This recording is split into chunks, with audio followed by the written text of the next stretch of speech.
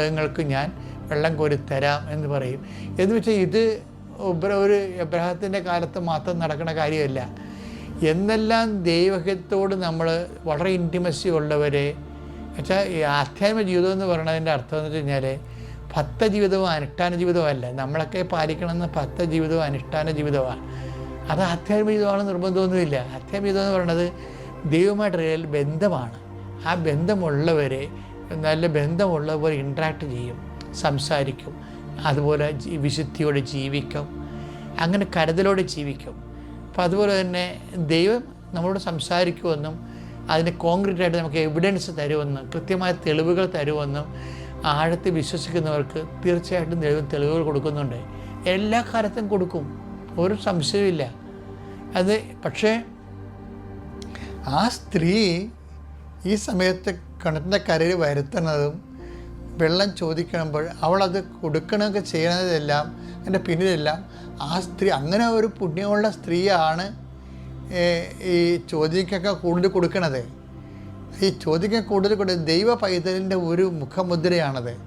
എന്താണ് ഈശോ പറഞ്ഞു, ചോദിക്കുന്നവർക്കൊക്കെ കൊടുക്കുക എന്ന് പറഞ്ഞില്ലേ? അതുപോലെ തന്നെയാണ് നിന്നോട് 1 മൈൽ പോകാൻ ആഗ്രഹിക്കുന്നതിൻ്റെ കൂടെ നീ 2 മൈൽ പോകാൻ പറഞ്ഞില്ലേ? അപ്പം ഒരു മനുഷ്യ അത് വെച്ചാൽ അപ്പോൾ ആ വചനങ്ങൾക്കും മനസ്ഥിതികൾക്കൊന്നും മാറ്റമില്ല. ഒരു നോൻപെല്ലാം കഴിയുമ്പോൾ ആ നോൻപിൻ്റെ ഒരു ഫലങ്ങൾ നമുക്കും മറ്റുള്ളവർക്കും ലഭ്യമാണെന്ന് നമ്മൾ ഉറപ്പ് വരുത്തണം.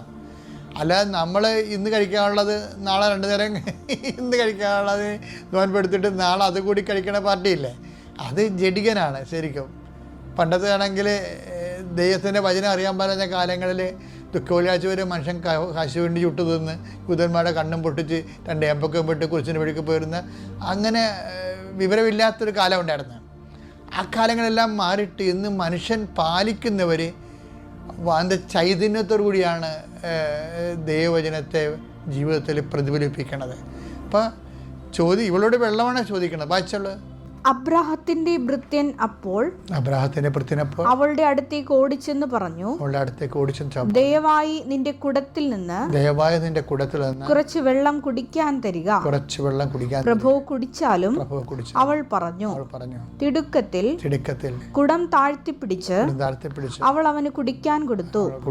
കുടിച്ചു കഴിഞ്ഞപ്പോൾ അവൾ പറഞ്ഞു, അങ്ങയുടെ ഒട്ടകങ്ങൾക്കും കുടിക്കാൻ ഞാൻ വെള്ളം കോരി കൊടുക്കാം. ഹൃദയവും എന്ത് മനോഹരവും മധുരവും ഇത് കേൾക്കാൻ. ഇതുപോലെ ഒരു മനസ്സ് കർത്താവിൻ്റെ ഉത്ഥാനത്തിൻ്റെ സാക്ഷികൾ